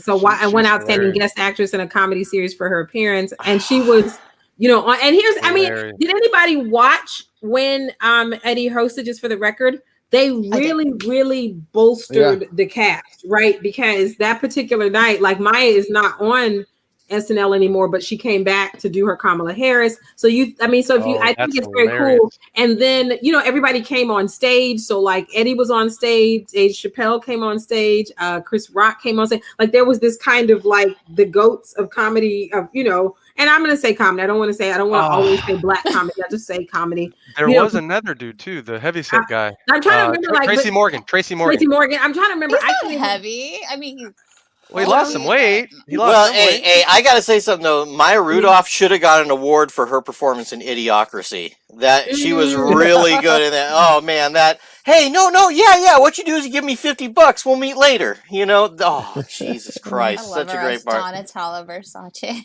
Oh yeah, good stuff. But you know what's hilarious though? Speaking of who came on the stage with Eddie Murphy, when Dave was on the stage, he's like, "Fuck this! I don't even want a beer. I'm here to support." And he had a cigarette, because Dave is always smoking. Like he goes to a comedy store, there's always a cigarette in his hand, right? Every single time. But I wish we should have pulled it up for screenshotting. So it's Chris Rock, Eddie Murphy, Dave Chappelle, Tracy Morgan, and of course Keenan, came out and got a little love on it. We know that he's, I feel like Good Burger, originally. Good Burger. I'm still trying. I feel like now here's the thing. I feel like he's somebody that's growing. I don't necessarily know that he's in that class. No disrespect. I love him. Much respect. I think he deserves so much more respect. He's been in this industry. He's one of those so guys. long. Yeah, he's thought of as dependable. Like he can show up off I realize, and just knock anything out of the park. Black Jeopardy, baby. That's all I gotta say. Total love for him. But I'll tell you the truth, and this is just to speak. But this is much respect for him because he did bring the funny last year. There's no doubt he has chops, but this is just something I'm going to step out and say this. It's not, just because we're in a great moment. There was when SNL came under criticism for no black women. I'll just say this in love. I would love to sit down with him. He was no fucking help. He was just like, there's nobody that's ready. And I'm like, so he stayed quiet, is what you're like, saying. but he actually said those words. I would have loved it. I would have loved it if maybe he just kind of held that a little bit. And again, much respect because I think he's good. Like you said, what has cemented him, in my opinion, is Black Jeopardy. I mean, amongst many things. I can't say that that's the only thing. But it goes back to SNL being Game of Thrones, and this was a common thing. Remember Julia? Oh, everyone know who Julia Louis-Dreyfus is, right? Of course, Okay, she has said, she was on SNL a really long time ago. Well, and I've had enough birthdays. I saw her in real time. I saw her and Brad Hall in real time. Like they're now married, and people are like, "Well, how?" I was like, they were both on SNL back in the day, like when I was a kid. Yeah. But she mentioned she hated SNL. She was Wow. she to this day she strongly states she hated being on SNL because it was a dog eat dog world and people were fighting to get their scripts and have their sketches played out. They were just everyone's just competing A lot of nonstop. yeah. And I'm not going to say who because she asked me not to, really mention it, but she's a current SNL member. She said it's still the same thing. Wow. Oh, very, Nothing's very, changed. very sexist, and they play favorites, is what I heard. Very Well, much, yeah. It's Yeah. Hey, they fired Norm Macdonald. And then his and speech when he yeah, came back was beautiful, by the way. His speech, look up Norm Macdonald's when they came back to host after they fired him. Mwah. By the way, one thing I got to mention, and we're not going to play it because, we're not sure if we'll get a strike for this. Mm-hmm. Dave Chappelle's speech for winning at the Emmys. Holy shit, that was good. Holy Wow. shit, because he's been he Beautiful. was being slammed for being edgy on a Mm-hmm. couple of his things, for speaking his mind, and I think Yeah. that the way he did it, he was trying to be respectful while being honest, Mm-hmm. and he looked at just let me see if I could paraphrase. All you that were complaining, see this? Shut Right. the fuck up. I saw that part. I saw that soundbite. I'm gonna go back and watch it, but I saw that. Thanks, Dan. I saw that soundbite. I did. Steven, what did you want to say in reference to SNL? I know you were trying to say well, something. a big thing about SNL. Think about some of your favorites, like Sandler and Chris Rock.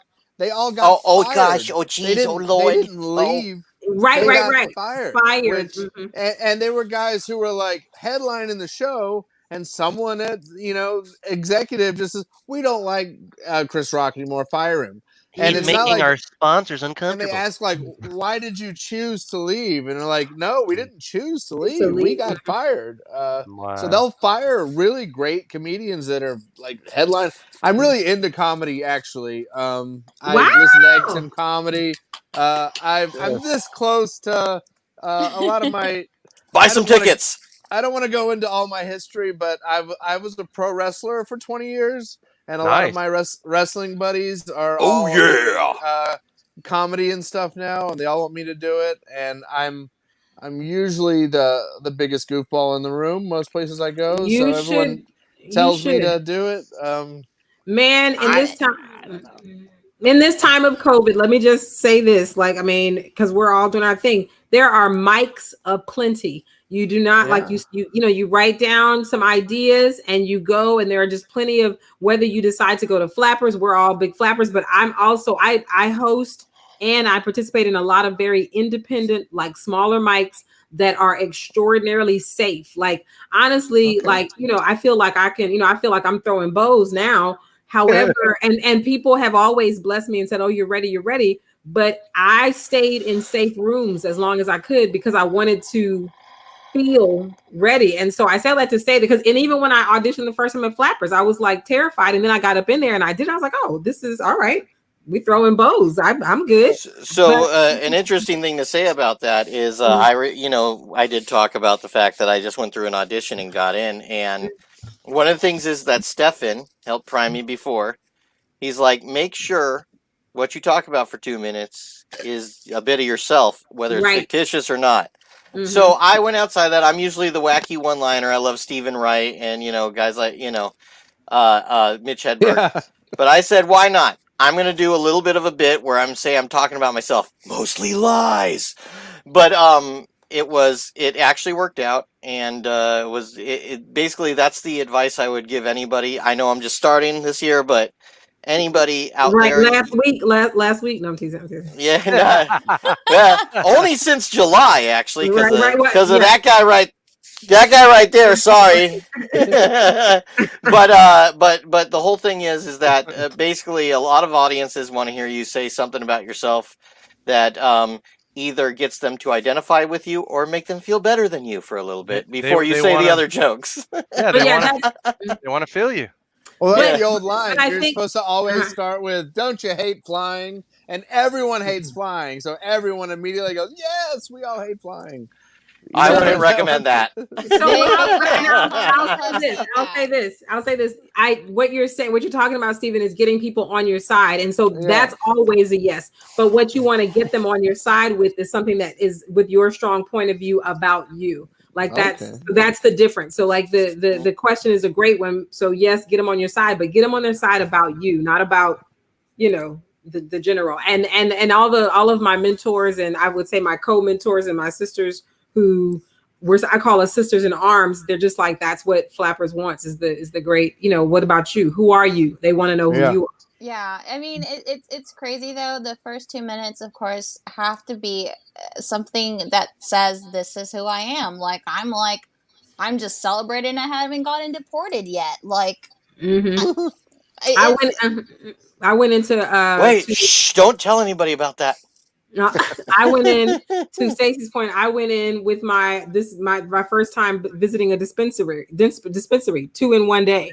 Yeah. And just talked about like what my experience was because of what I was going through, and literally, my testimony, I'll say it like that, is I was on the audition. The audition was at 7 or whatever.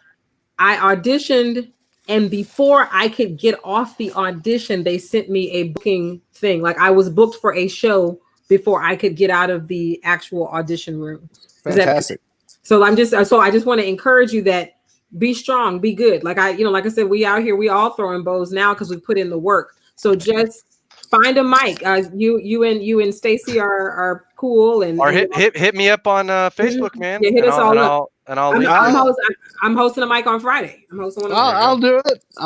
Dana is. Yep. They moved me from 6 to 8 though, so I'm hosting the 8 o'clock mic. So anyway. Nice. I mean, if you watch any of I try to throw a little bit in my ghost hunting. I try to hit a little comedy in there. Amen. Because no one does it. No, everyone is so uptight in ghost hunting shows, and they're like intense in like ghost hunting, and I try to like keep it sort of light, and I'm past pro wrestler, which it's a long story. We could talk about another day.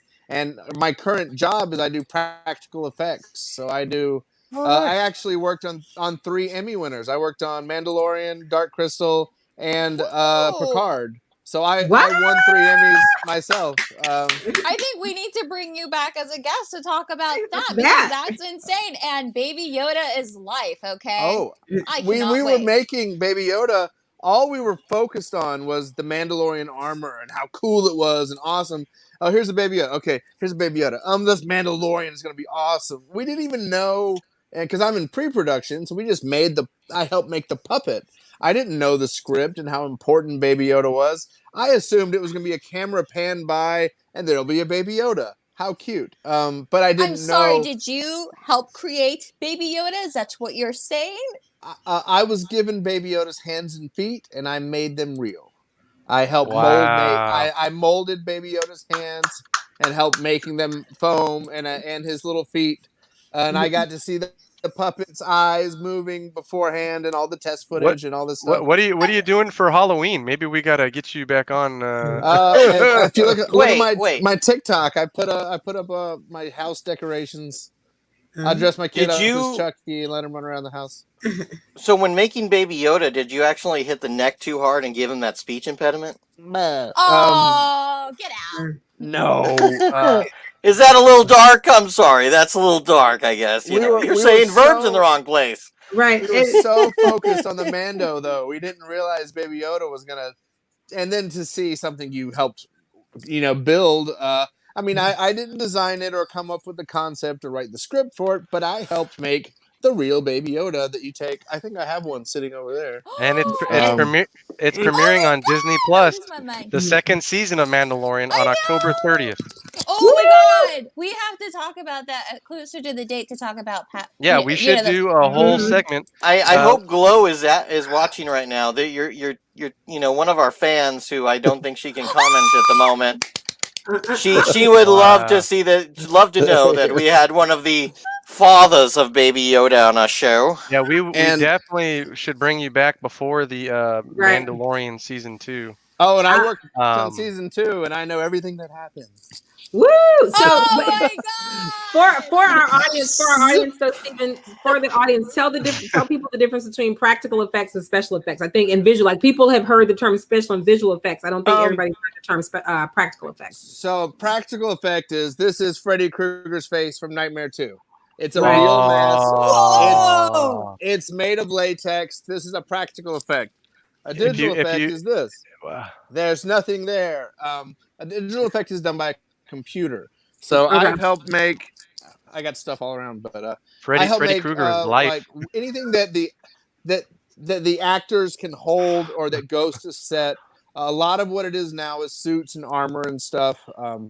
Like Dark Crystal, we made all the real Skeksis and Gelflings and stuff, and I helped make all those. Didn't they win And an Emmy and they Picard just was all got canceled? makeups. Wait, hold Yeah. on, Stacey. Wait, Well- hold on. Wait. What did you say, Stephen? Hold on, I didn't hear him, Stacey.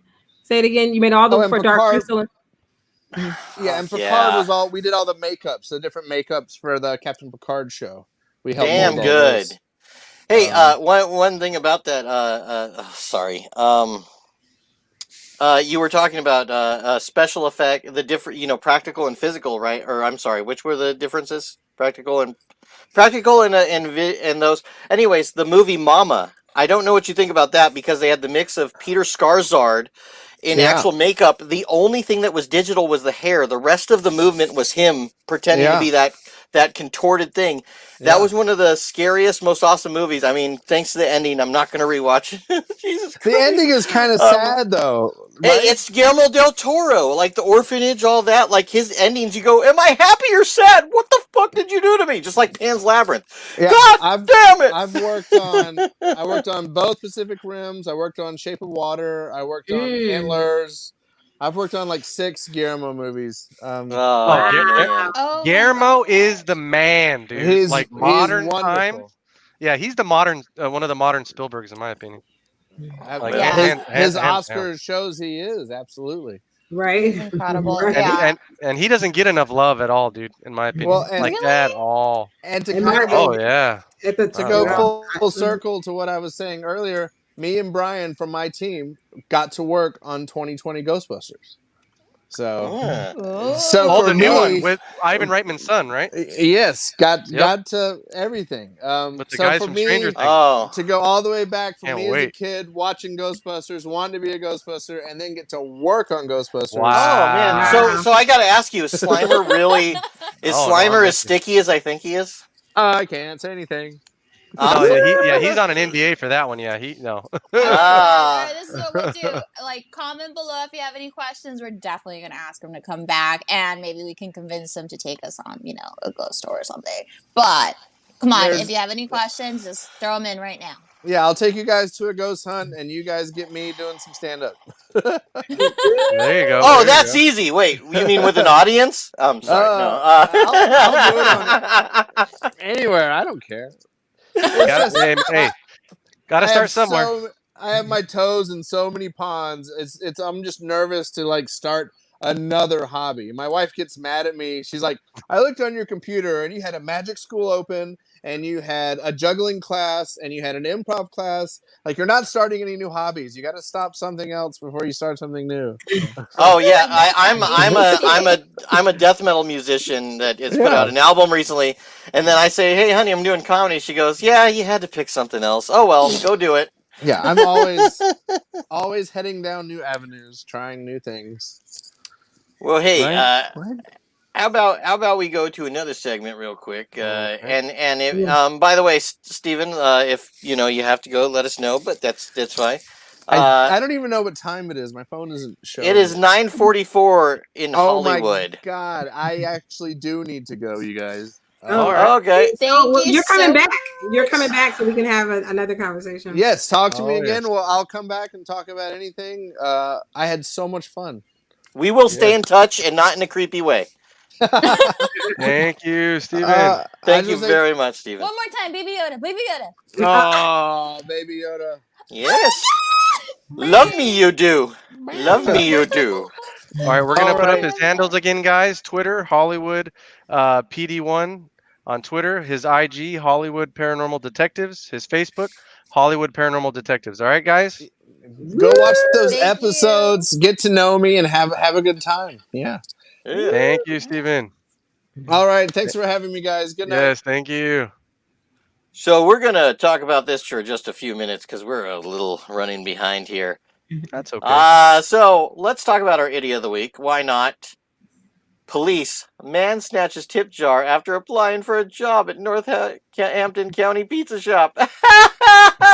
Okay, let's do the short of this because we got 5 minutes on this real quick. Okay, this guy. Well, maybe we'll do 10 minutes. I don't know, but we're getting close to the end of the show. Right. This guy went in, filled out his job application, leaving his name, his phone number, his fucking address. And then he went, but look at the tip jar. Who needs to make $9.25 an hour, whatever it is in this state? Look at that. That thing's got $20. Fuck the police. Grabs it, runs, and just goes out. And oh my gosh, why? By the way, later on in the forest, they found this guy. And yes, you could trust this, even though it's on Fox. They found this guy's backpack in a wooded area near the place. It had drug paraphernalia in it. Meth isn't cheap enough. Do it, yes. Yes, the things that people do on meth, like steal the tip jar after leaving their personal information, then leave their backpack with their driver's license in there. Yeah, and the jar had $220. He fucked up some, people's day that day. Right. Until they brought him back the jar, I guess. Why? Why would you do this? Anybody got something to comment on this? Okay, my family went through a very similar thing, but instead of the person coming in to apply for a job, he was a delivery driver for Oats. And he went and came to pick up the delivery, but took the tip jar with him, even though there was obviously a surveillance camera right on top. Ooh. I don't know. I think people they're like, fuck it. I mean, I think when people are in whatever condition or situation they're in, they're just still blinded. A friend of mine was at a public storage and she was standing there like dealing, and her cell phone was on the counter, and someone, while they were all in progress, took the phone. Like while they were there, they had her on surveillance camera because she was a customer. They had her information and reached out to her. She said she was going to bring the phone back, but never brought the phone back. Like, so people. Wow. Yeah, my sister-in-law once had her phone stolen, so she used that Find My Phone app, from her computer. Mm-hmm. Goes to the store where it tells her she is. She goes, "Hi, you guys have my phone?" They go, "No, we haven't found a phone." She goes, "Really? What the fuck is this right here?" They go, they pull it out from under the counter. There you go. She's like, well, what should I do now? Should I call the cops now? Like, no, sorry. She's like, oh, I think I will. And then just left, making them think she might. Torture them for a night. That's People awesome don't care. Like, I was at the theaters. I was actually watching Shape of Water. Great movie. But I'm one of those people that likes to have their phone on them literally every second. So I had it on my lap. But because, of course, it's a Guillermo movie, I'm so into it, right? So there's a guy passing down from the row, and next thing you know, my phone is gone. Wow. And I had Find My Phone, but Find My Phone isn't specific enough when there's multiple floors. So No, I'm sorry. Go. I'm sorry. I had one of those though, Stacey. I was at a concert at the Staples Center. I had a purse, and it was an open face purse, and I got up and I was partying. I guess I knocked the purse over, and there was nobody on the row behind us, but there were people on the next row. And next thing I realized is my purse on the ground. And the first thing I do when I pick it up and gather the car, I was like, my phone is not in here. And I looked back at them, but of course, nobody's copying to anything. We did find my phone. Of course, the phone had been shut off. And then when I finally got a new phone, the girl who took it apparently was taking selfies, because in my fucking camera roll, I saw like 2 or 3 pictures of her. because she probably didn't realize that there was an overlap. You know what I'm saying? And it was all painful, but it was just, just that shit. There was someone who got their iPhone stolen that had the instant sharing to the cloud. Wow. For the shared library, and someone was taking photos and videos of themselves after stealing the phone, and that's how she showed the police this is who took it. There you go. And that's what I should have done, but I was just so frustrated. I just went the next day and just got another, I was able to just deal with it. People don't realize how powerful the cloud is. This is you're talking about people not even just getting busted with phones. You're talking about people getting busted for like cheating. You're talking about people getting busted for stealing. You're talking about the list of shit that people don't realize gets saved into the current technology. People aren't even aware of. It's you could even leak that over to like Alexa or things like of that nature. There's certain keywords that it hears. It'll either call the cops or starts recording you without you even being aware. Yeah. Yeah. They can shut your car off if it's a modern car. I don't know the years, but there's certain technology that's even in your car that they can actually shut off either through the hacking a computer or through calling the right people who know how to do it. Actually, and if you have good enough insurance, just shut it off while they're on the 405. Fuck them. If you have bad credit, your car gets shut off if you don't pay your bill. Oh, then there you go. That's why I buy Corollas. I only buy Corollas. None of that fancy shit is in there. Wow. Wow. This is, and then if you're worried about that, understand that obviously our, I don't want to just say millennial culture, but our culture alone is so addicted to having a phone. They know where you are at all fucking times. So, let's be real. Let's not kid ourselves. The algorithm, like my TikTok one is too accurate. Now it's all about, you're having a bad day. So this video is to tell you to cheer up, or you're addicted to guys that treat you like shit. And this is why. I'm like, how did he know this? Like, I haven't even been looking at videos about this. Where the hell did he get that from? Well, yeah, if you want to hear something creepy, this is, and I saw this online. It's the only reason why I did it, because I didn't even think to do this. But there was an article about things you can ask Siri. Okay. Yeah. And one of them that creeped the fuck out of me.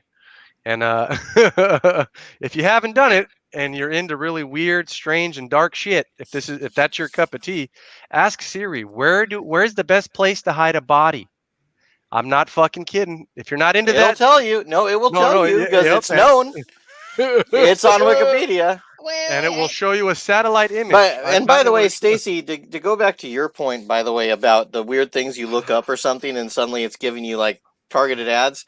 All you got to do is send one dick pic and suddenly you get penis extender ads. It's fucking weird. Yeah, the internet. How does that happen?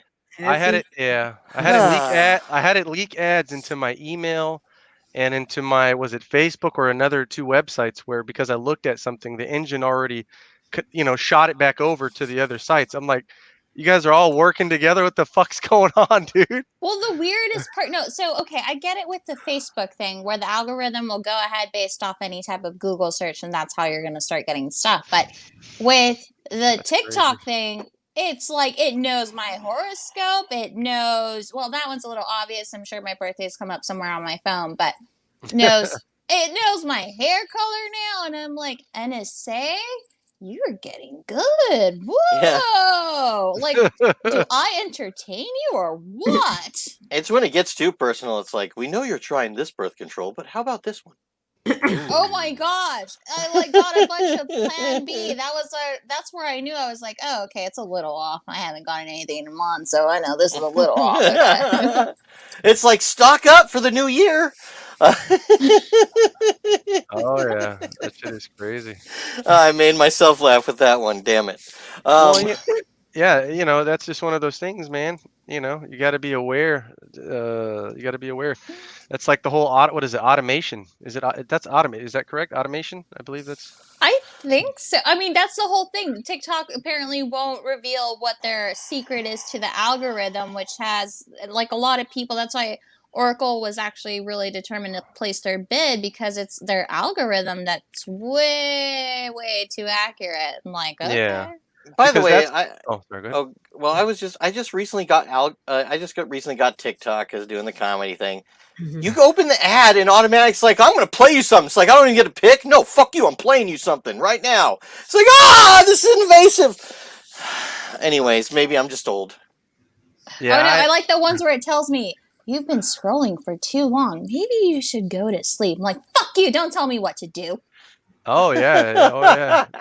No, that's funny you brought the whole TikTok thing up. I saw a funny video yesterday, and I normally I don't find a lot. I mean, I'm really picky with certain things. I get that everyone has talent and all that, but I don't know. My brain is that way. But they had one where the guy I think he's from Ireland and he has his girlfriend. They're sitting on the couch, and I think they're in the United States or whatever. Anyway, sitting on the couch, and he's trying to see if he kisses his girlfriend and then wipes it off, like what her reaction will be.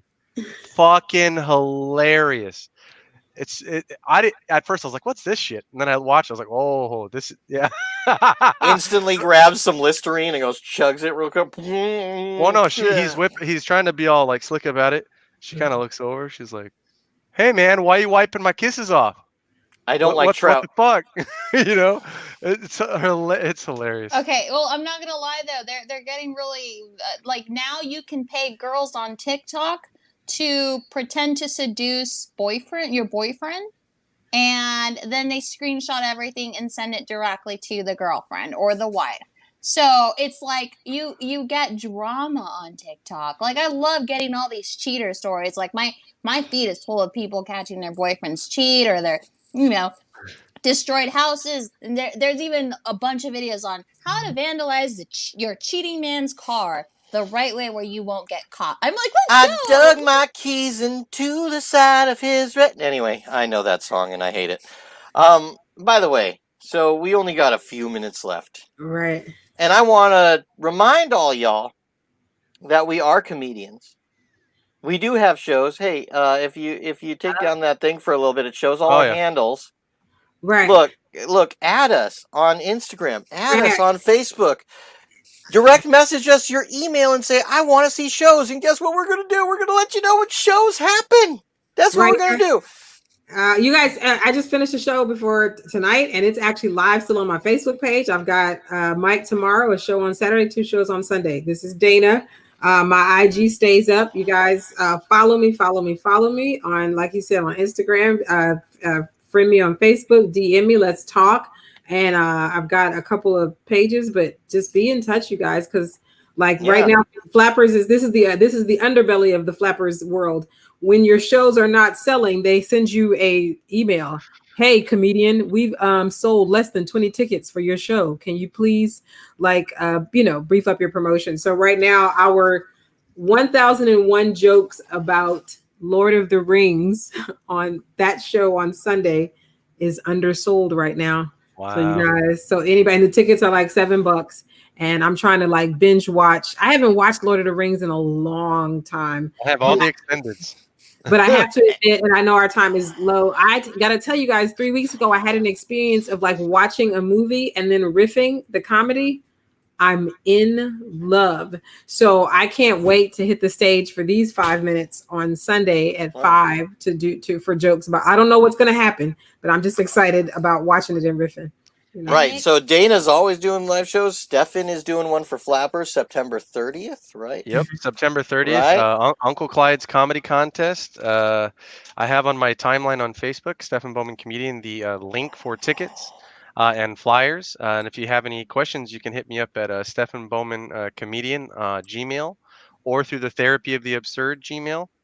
And we can get you information through the Therapy of the Absurd Gmail for Dana, for Dan, for Stacy. About shows or anything you have questions or comments or topics, hit us up. And I've been accepted, so soon I'll be doing a Flapper show. I don't know what date yet, but they told me I'll be doing one. And then Stacy? I am taking a break because I have to write a lot right now. And just if you guys want to watch stupid videos, just go on my Instagram. I post stupid shit all the time. It's not that stupid. It's not that stupid. I'm not doing a good enough job. It's funny. It's not that stupid. It's good. Nick, I want to see that Baby Yoda stuff, but I don't know who your wife is, so you're going to have to post some type of profile on there because I don't know who that is, but I want Baby Yoda stuff, so throw it in there. Maybe we even figure out special episode at some point, maybe even beginning of next year or sometime soon, if I can figure it out, where we have like a secret movie watch party with like therapy of the absurd, like commentary against the movie. I don't know. And by the way, my cousin Nick asked what happened with Kanye pissing on the Grammy. You don't get mad at that. He is a Trump fan, and they share fetishes. And I forgot to even follow that up. So my bad for even, like I feel like I'm on to the next. That's how it goes. Oh, we have so much to talk about Like this we show are all the time. Right. We're all trying to hey, follow us all though. Facebook, Instagram. We got stuff. It's more than just Thursdays. We've got stuff all the time. Come and watch us. What kind of guests you want to see on here? Like you want us to go find, we'll get those crazy guests on one way or another. I mean, I'm trying to get as many for you guys. Come on. Just so you guys, so we're already out of time, but I got a question. Has anybody on here seen this great viral video of this guy like talking to himself about what happened in 2020? Like he sits down with himself, like the guy time travels, and he says, I got 180 seconds to tell you what happened in 2020. Sit down. And like the way that he explains the shit is hilarious, and it's going viral. It's all over the place. And he just agreed to do our show. Like literally, very nice. He just agreed to do our show, so I have to give him a date. And we'll definitely show the video, and you guys, I'll send either the team the link, but it's just so fun. It's so honest. He talks about everything. He was like, no, and I'll just give this little preview. He starts off, no, Trump doesn't get assassinated. Like that's kind of the second line of the piece. That's funny. And I know we're going a little late, but once again, thank you, audience. Thank you for all your comments. Thank you for being here every week. You guys have been awesome. And you're making dreams happen here. You're making dreams happen. Yeah. Yes. None of us have had to show our shirtless chest in order to have you watch. And so it's making us very happy. And if I did, you would all be surprised by the amount of tentacles. So, with that said, how about everybody say night-night? Good night, everyone. Thank you so much. We love and appreciate you all. We will see you next week. Sweet dreams. And we do have some big... Dream of me. Yes, dream of Dan very slowly. They want to sleep, not have. I'm about to say we want them to come back next week. We want them to come back next week. Don't dream of Dan at all. No, we love you guys. We have some big special announcements coming soon. We don't want to ruin any of those surprises, but we have a lot of big stuff planned. And don't worry, we got you covered during the holidays, and we will do something special for you on Halloween. Thank you so much. We love and appreciate you all. Thank you. Okay.